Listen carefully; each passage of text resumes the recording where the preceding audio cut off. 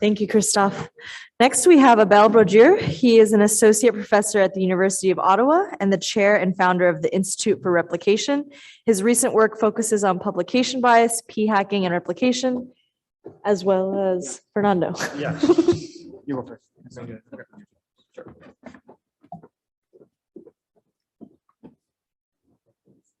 Whoa. Okay. All right. This was great. Thanks a lot for staying until the end. Thanks a lot for everybody for organizing. This was really, really a lot of fun. It's been a lot of fun for 10 years now, 11 years. And hopefully next year is going to be fun again. So I'm Abel Brodeur. I'm a professor at the University of Ottawa. And today I want to talk to you about the Institute for Replication. This is something we started about a year ago. We've been working on this for longer than this, but officially it's been a year. This is with Ted, this is with Anna Dreber and Fernando, who's going to join the stage in a minute. All right, before I talk to you about the Institute, I just want to go over a bit right now, what's the situation in terms of replication in social sciences. And this presentation is going to be mostly about economics and political sciences. I think we're in a really bad equilibrium in which not a lot of replications are being done. And I think that's not actually the biggest problem. I think one of the biggest problems is when there's a replication that's being disseminated, it's almost always negative in terms of connotation, in terms of being confrontational with the original authors. So what I've been thinking for years is how can we make actually replications being fun? How can we make this in terms of communicating with the journals, communicating with the original authors, actually quite civil, actually quite nice and scientific. And what I came up with is basically this institute, which I'm going to be describing to you in a second. Just before I do this, I just want to go a bit over what I mean by replication and what I mean by reproduction, just a bit of definition. So thanks to Christophe, now we know what reproductions are. And here what I want to talk about is more replication, so going a step further. So when I say reproduction, I really mean what Christophe is doing. When I mean replication, I mean not necessarily with experimental data, it can be with with observational data, but I mean something else. So it can be recoding, can be some robustness checks using the same data, bringing in new data for control variables, etc. Okay, so what's the goal of the Institute? So as I said, we launched this about a year ago, and the goal of the Institute is trying to generate and promote as many replications and reproductions as possible. And I'll go over how we managed to do this and how we're thinking about this. We want to think about this as there's both a demand and supply here. And so we want to encourage journals to actually accept and publish replications, but we also want to generate a lot of replications. So it's one thing if journals put together special issues interested in publishing replications, but actually if nobody is actually doing replications and summiting, it's kind of useless. So we're trying here to do kind of a big push and trying to generate as much replications as possible and also trying to work with the journals to publish these replications. So we have three main things that we care about a lot at the Institute. There's the education part, training, which we're starting soon. I'm not going to be talking much about this in this presentation. And the two things that I want to talk about more is this part of disseminating and trying to publish these replications, and also this idea of generating replications. So when I say generating, what I mean by this is we have activities and we have different ways of encouraging researchers, economists, political scientists to collaborate and replicating studies that have been published in top journals in these two disciplines. And when I say dissemination, I mean that we do have a website which you can have a look at, and this is where we're going to be disseminating all the replications that we do. We also put together special issues, and I'll come back to this in a second. And we recently launched a discussion paper series. All right, let's get this. So how do we generate replications? If you look right now in economics, we're publishing about 30 replications comments per year. That's not a lot. So my initial goal for the first year for the Institute was to generate 100 replications, which we just reached. And there's two ways that we're trying to do this.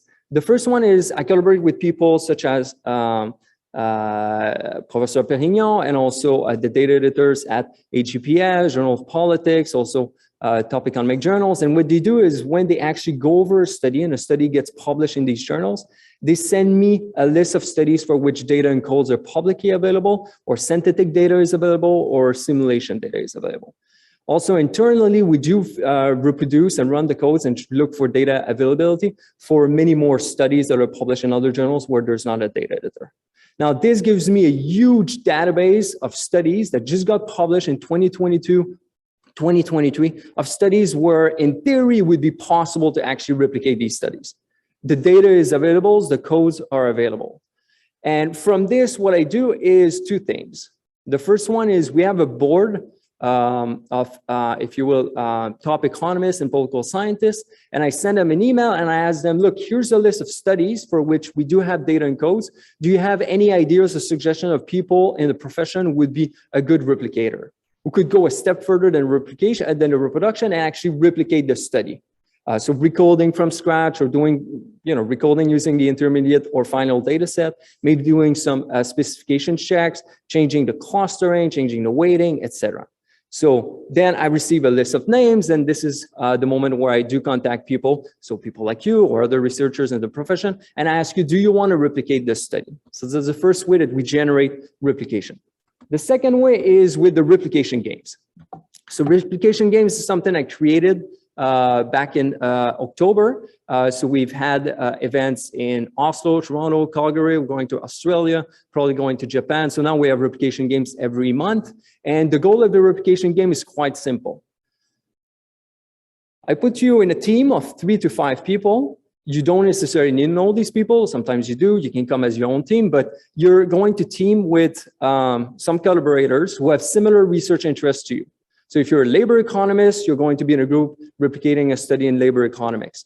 If you're doing comparative politics or American politics, you're going to be in a team replicating a study in that specific topic. Now, I give you a list of 5 or 10 studies a month in advance, and you choose one. All these studies have data and codes, and what you do is you look at the data and codes of all these studies and you choose one. And then you have 1 month to think about, okay, so what are we going to do the day of the game?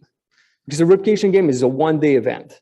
So you need to come up with a game plan. And we do a pre-meeting game plan, so where I explain to participants what they need to do, what is a good plan, what is a bad plan, things that they should avoid. They don't necessarily want to choose a data set, such as the finance data set where it would take a week to run, so things like this. But they do choose a paper, and then they show up the day of the game, and they have the full day to do whatever they want. And there's 70 participants, let's say, in person. There's going to be something like 18 teams. So we're going to Nottingham in 2 weeks, and we have 18 papers, 18 teams. And then the teams are just replicating the papers during that specific day. When they're done, then they have weeks or months to send me a full report of everything that they've done and provide me with the data and code so that what they're doing can actually be reproduced and replicated by other people. Okay, so this is the fun part.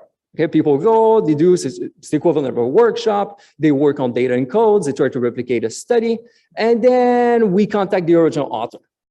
Now, they do not contact the original author. I do contact the original author. So I deal with all the communication between the replicators and the original authors. The other thing is they can remain anonymous.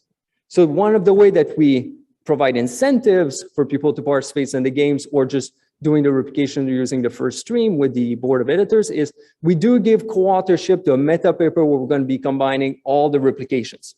So basically you go, you participate to the game. It's one day, you have fun, you do your replication. If you want, you can publish your replication. I'll come back to this in a second, but you don't have to. And I'll take care of the communication with the original authors, and you can remain anonymous. So this way it's less adversarial. It's an institute that deals with the relationship, and you can just enjoy and have fun during the games. Okay.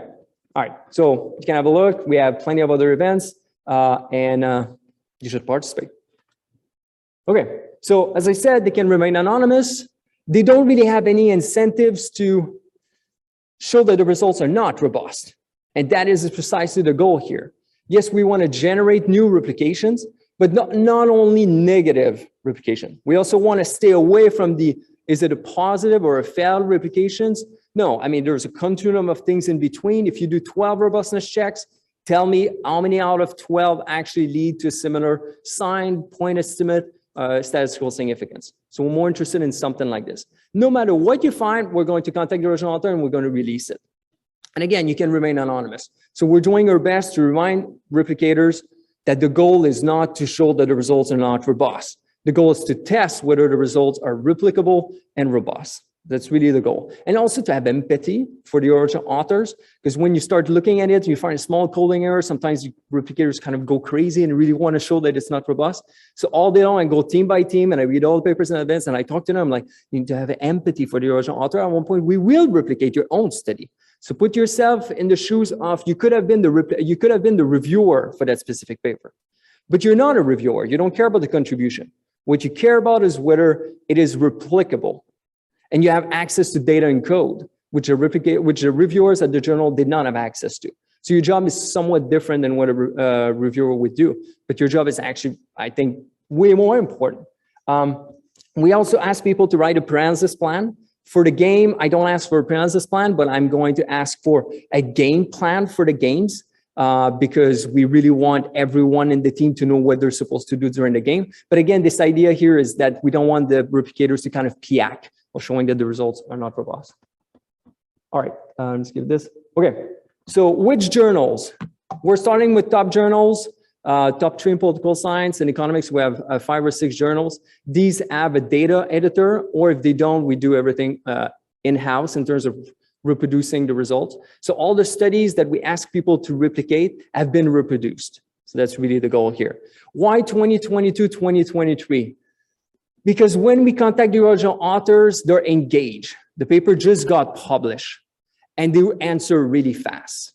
So far, usually original authors have answered within 48 hours, within a week. Only a few waited longer than this to reply because they just published a paper. So it's not like I asked them about a paper 10 years ago that they've published. They don't remember their data and code. The research assistant who did the coding is not there anymore outside of academia. No, I mean, it's really fast. We're really replicating as soon as the paper is coming out.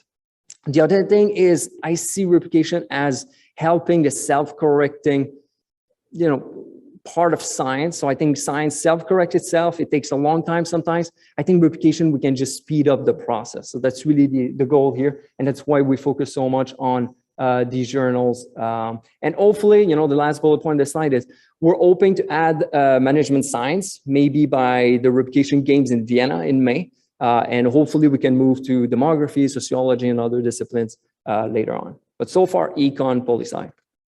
Okay, last thing, publishing.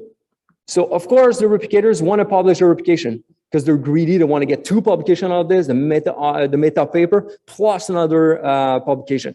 Good for them, totally for it. So I put together 3 special issues, one at R&P, Research and Politics, one at Canadian Journal of Economics, and one at Economic Inquiry. Economic Inquiry is still open for a year. We also collaborated with many editors to put together a section in which they're dedicated to publishing replications. And I promise you I will put together more special issues in years to come, but really we're publishing replications here.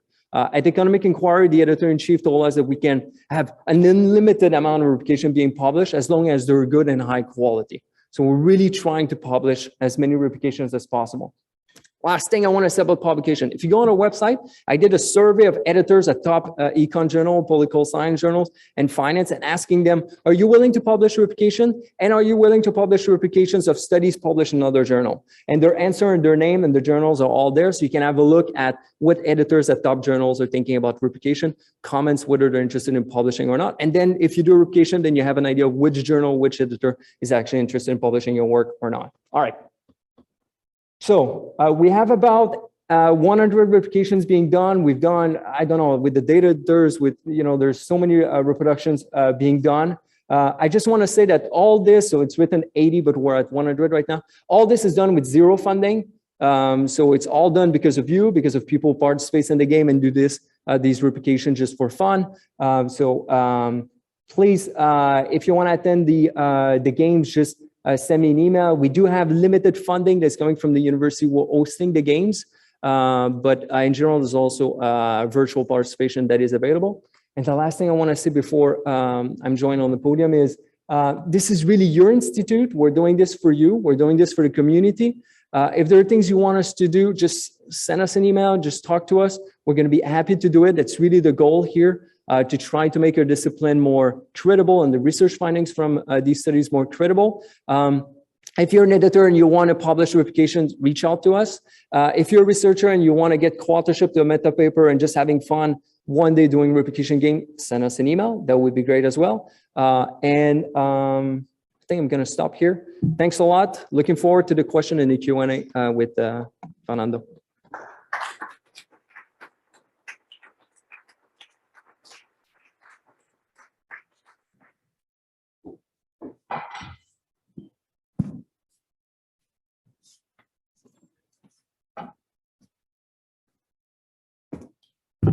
All right. So I am the infamous speaker, last infamous speaker between you and the closing discussion. The slides. Okay. Sure.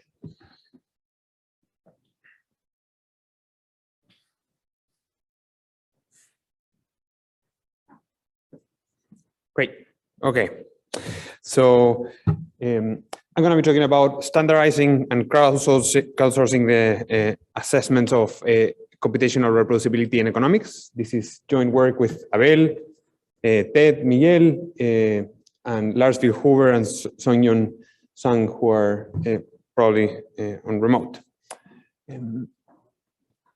So thanks to Christophe's introduction, I don't need to spend too much time on this, but there's the state of computational reproducibility in economics, in terms of the previous assessment that have been done, it's fairly low. But also another important aspect that I would like to emphasize is that there are wide ranges, even among this low range. For reproducibility, I'm using the same definition as Christophe. So here we should aim for 100%, and the estimates range from something between 14% to 45% across different studies.